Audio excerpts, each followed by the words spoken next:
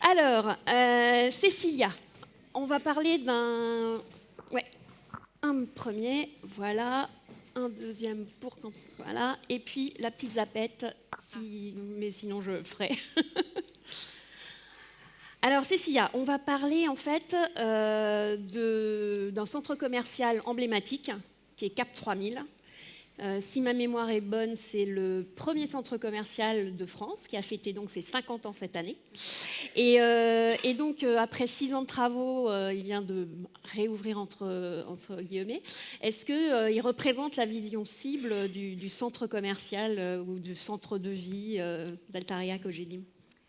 Alors, clairement, Cap 3000 représente vraiment notre vision du commerce de demain.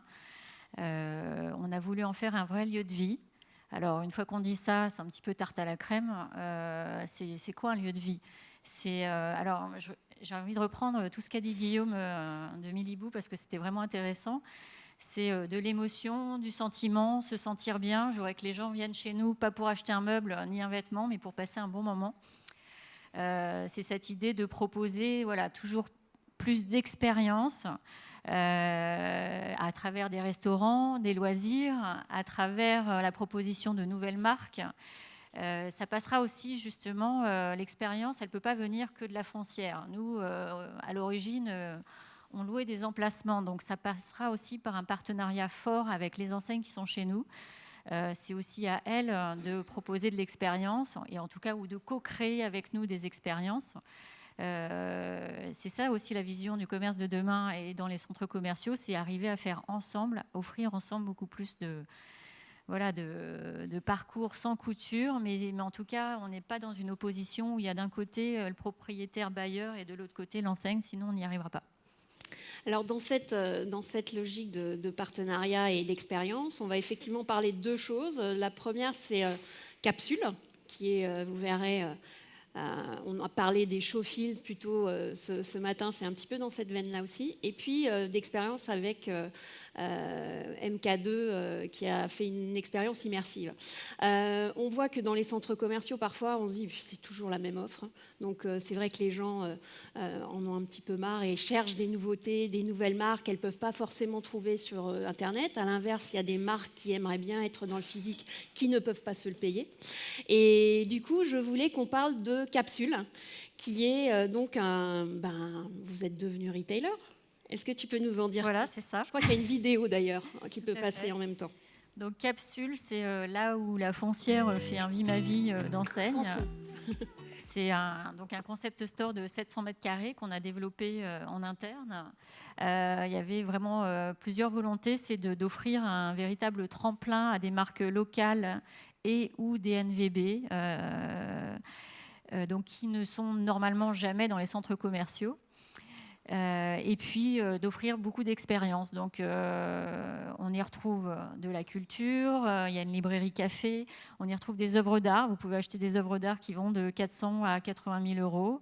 On y retrouve donc des marques de sport, de vêtements sportswear. On y retrouve, vous pouvez customiser vos chaussures. Donc, mais c'est cette idée aussi, vous pouvez faire un cours de Zumba, vous pouvez faire une dédicace, vous pouvez passer un moment, un masterclass de cuisine. C'est vraiment cette idée d'un programme d'offrir, de découvrir des marques qu'on ne trouve pas ailleurs, de découvrir, passer un bon moment, découvrir quelque chose, avoir une émotion. Et c'était un grand pari pour nous. Oui, parce que devenir retailer quand on est dans une foncière, donc quels ont été vos gros challenges par rapport à ça et qu'est-ce que vous avez découvert? C'est clair qu'on n'était pas forcément structuré pour ouvrir un magasin en propre. Donc on a, alors heureusement dans l'équipe, il y a beaucoup de gens qui viennent du retail, donc on a appris très vite, il a fallu, et on a dû gérer notre logistique, nos systèmes de caisse. Est-ce que je reçois bien le Wi-Fi? Est-ce que vous connaissez tous quand vous êtes dans des enseignes? Mais chez nous, c'était assez nouveau. Même la livraison, c'est compliqué pour qu'on ne livre pas dans le magasin d'à côté. Donc on est encore en courbe d'apprentissage. Je ne dis pas qu'on est devenus les meilleurs retailers, ça c'est clair, il y a quand même une courbe d'apprentissage. Par contre, on a réussi le pari de faire venir des marques qui n'avaient pas de présence physique Et après 2 mois et demi d'exploitation, on est très, très content des résultats. C'est très prometteur. Et il y a un vrai intérêt du public, de nos visiteurs. Il est très fréquenté et on voit que ça apporte vraiment une nouvelle dimension et ça apporte beaucoup de découvertes. Et comment vous avez choisi les marques qui sont dans le centre, enfin dans Capsule? Donc il fallait qu'elles passent par le prisme, donc très peu distribué, soit local, niçoise, ou dans la région, soit DNVB pur, et puis aussi qu'elles aient envie de faire partie de cette aventure. Donc on en a 16 sur la surface de 700 mètres carrés. Mais c'est cette idée, voilà, de proposer, d'une proposition de valeur. C'est pas juste exposer 10 vêtements ou chaussures, c'est qu'est-ce que je fais aussi. Les marques viennent à la rencontre, Nora va l'expliquer, mais de leurs clients. Qu'est-ce que je propose comme animation, comme expérience à mes clients au sein de Capsule. Et c'est ça qui était important. Alors justement, on va se tourner vers Nora. Donc, vous êtes la fondatrice de Noliju. Alors, dites-nous ce qu'est Noliju. Alors, donc Noliju, ça veut dire No Limit Just You. C'est pour nous, les championnes du quotidien. Donc, ce sont des vêtements qui sont à la fois techniques, confortables et élégants et qu'on peut porter au quotidien. Et là, je peux troquer mes boots pour une paire de running et partir faire mon running juste après. Donc, voilà la marque Noliju. Donc, je suis une marque niçoise. Mm-hmm. Et je crois que vous êtes la première à avoir été sélectionnée pour Capsule. Hein, oui, oui. Alors en fait, effectivement, le centre commercial Cap 3000 m'a contactée parce que je cumulais, j'étais une marque digitale puisque j'avais développé comme les DNVB justement mon univers et puis ma communauté sur mon site et puis sur les réseaux sociaux. Et donc ils m'ont sollicité en me demandant si ça m'intéressait de faire partie d'une future aventure expérientielle à Cap 3000. Et forcément, j'étais intéressée et j'étais aussi dans une phase où ma clientèle, effectivement, me disait de plus en plus qu'elle voulait retrouver un lieu où on voit l'ensemble de la collection. Donc j'ai dit bien sûr, je suis intéressée et effectivement, j'ai participé à monter le projet en amont, à contacter aussi d'autres startups dans d'autres univers comme la cosmétique notamment.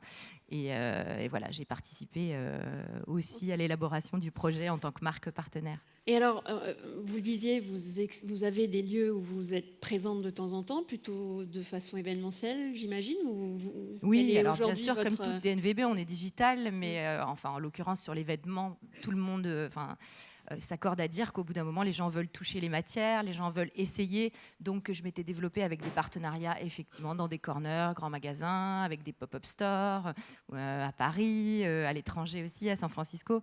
Mais ça reste effectivement éphémère jusqu'à 3 semaines jusqu'à présent. Ou alors des corners où on est effectivement mélangé dans un univers avec des marques qui sont plus de notoriété et qui ont plus d'ancienneté que nous. Donc là, le projet de Capsule était intéressant parce que c'était à la fois un lieu de vie, mais aussi un lieu avec des créateurs. Et c'est vrai que le fait d'être dans un univers de créateurs et de découvertes fait que les gens arrivent avec une approche complètement différente.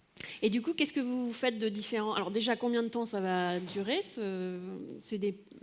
C'est quoi, quelques mois ou Voilà, l'idée c'est que les marques viennent entre 2 et 6 mois, mais l'idée c'est qu'il y ait un vrai renouvellement de l'offre pour qu'il y ait toujours une surprise, quelque chose de nouveau dans cet espace. D'accord. Donc c'est plusieurs mois, c'est un peu plus pérenne effectivement. Ouais. Et alors qu'est-ce que vous faites de différent dans cette boutique ou qu'est-ce que vous avez testé? J'ai entendu de Zumba, voilà.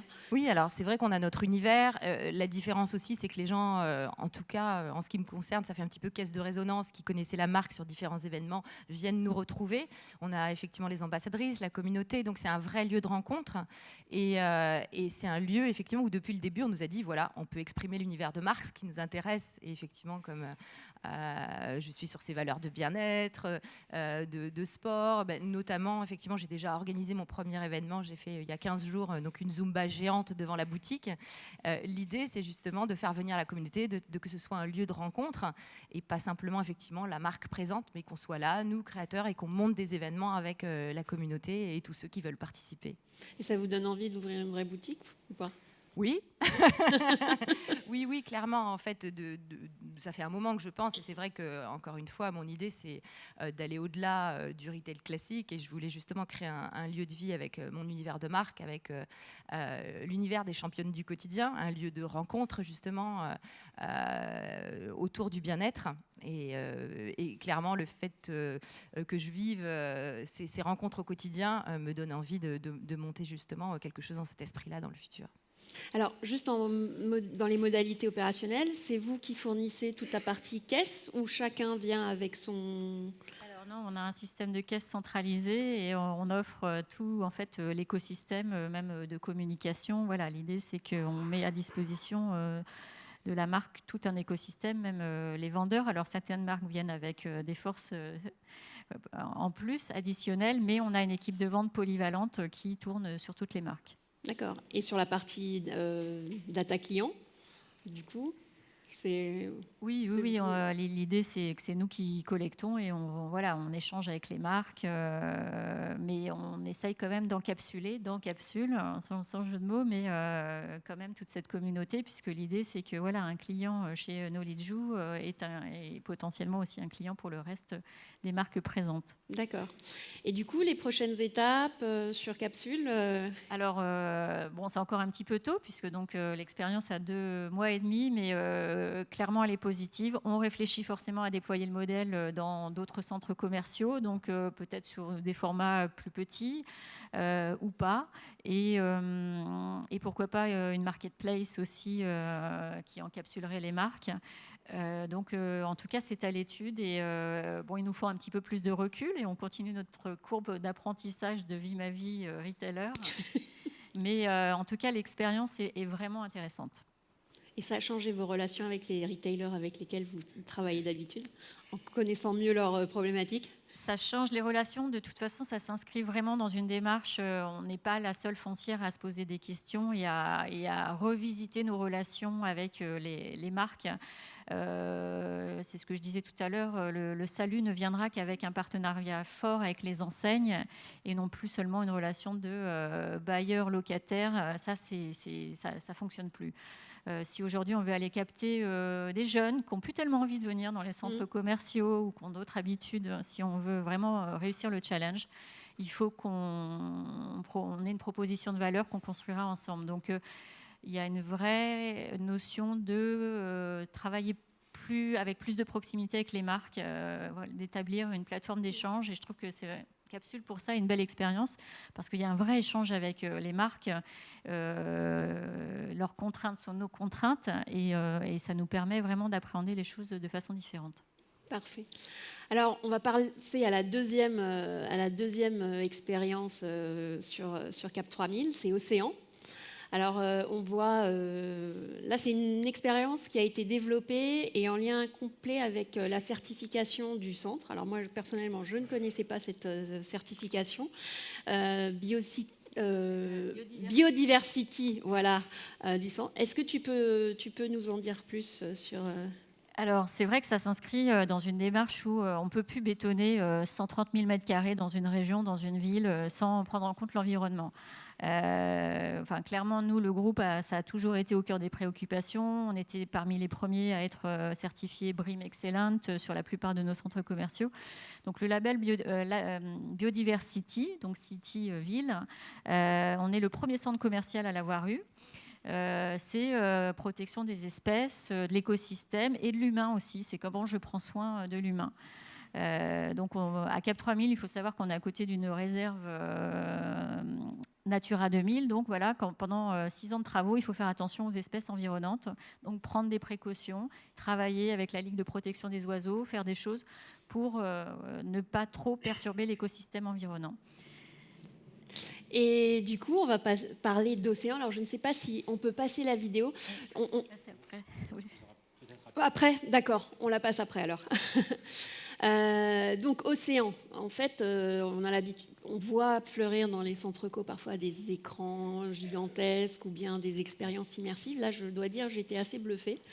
Donc, c'est quoi Océan? Alors, Océan, c'est avant tout, c'est une super expérience immersive. Je vous invite à aller la découvrir à Cap 3000.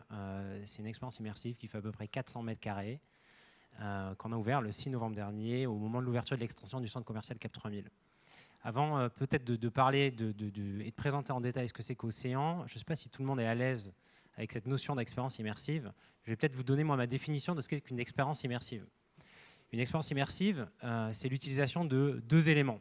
Le premier, c'est le storytelling et les contenus qu'on va partager. Et le deuxième, c'est les technologies dites immersives qu'on va utiliser pour créer cette immersion.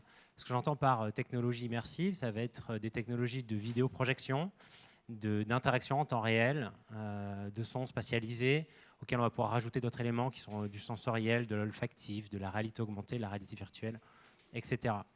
L'idée de ces 2 utilisations, ça va être de faire passer le spectateur, le visiteur, d'un état plutôt passif à un état où il va devenir acteur de la création. Et en plus de ça, il va pouvoir partager ce contenu de façon collective. Et ça, c'est vraiment générateur d'émotions. Pour moi, c'est une grande évolution du brand content qu'on a l'habitude de visualiser sur des médias traditionnels, ou encore même de la réalité virtuelle qu'on a l'habitude de visionner, pour le coup, avec un casque, et en fait qui nous enferme parce que les usages sont individuels. Et je pense que ça, c'est la grande force aujourd'hui de ces expériences immersives, c'est qu'elles permettent d'être vécues et d'être partagées à plusieurs. Pour revenir à ce que c'est qu'Océan, Océan, c'est un aquarium digital et interactif qui invite le public d'une manière ludopédagogique à découvrir les profondeurs des océans et à préserver cet écosystème qui est fragile. Je pense qu'on va pouvoir envoyer la vidéo qui présente le projet.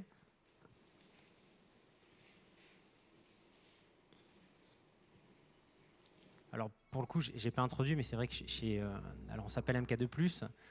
Certains doivent connaître, et s'ils sont parisiens, en fait, on est l'agence de communication du groupe MK2, donc on a une culture très forte sur les contenus, leur histoire et voilà, au sens large, le storytelling. Ce que vous pouvez voir sur les images, je vais les commenter en parallèle. Alors, je ne vois pas ce que vous voyez, ce que je l'ai dans le dos, mais il n'y a aucun souci. Ce qu'on propose en fait aux visiteurs, aux spectateurs à l'intérieur d'Océan, c'est de se mettre dans la peau d'un poisson et de passer de l'autre côté du bocal. Et ça sans substance. Donc, ce qu'on va proposer effectivement à l'intérieur, c'est un peu plus de 300 mètres carrés de visite, divisé en 3 salles.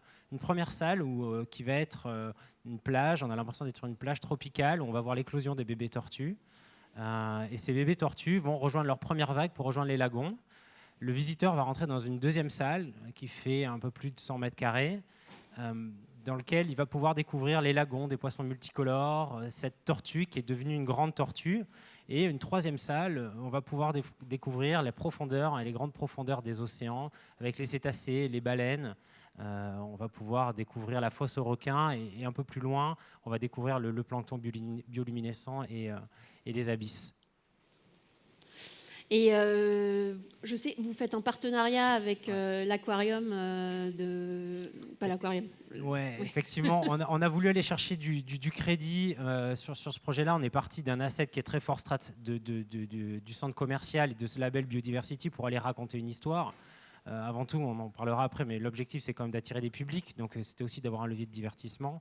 Mais en voulant raconter une histoire sur la protection des océans et un sujet qui est ici aujourd'hui touchy, on a été chercher du crédit. Nous, chez MK2, on l'a pas, ce crédit, pour parler de la protection et de l'écologie. Et donc, on a été chercher un acteur. L'acteur, c'est l'Institut océanographique de Monaco, qui nous a tout de suite soutenus dans le projet, qui nous a vraiment accompagnés dès la phase de conception. Ce qu'il faut savoir, c'est qu'à l'intérieur, le moins de poissons que vous voyez, ce n'est pas de la vidéo qu'on a été captée, qu'on a diffusée, c'est vraiment de la création d'animation. Donc, c'est comme si on venait créer un dessin animé. Le moindre poisson et la moindre algue qui bouge, on a été l'animer, on a été la créer. Et pour avoir un projet qui a du sens, on avait besoin d'avoir quelqu'un qui nous accompagne.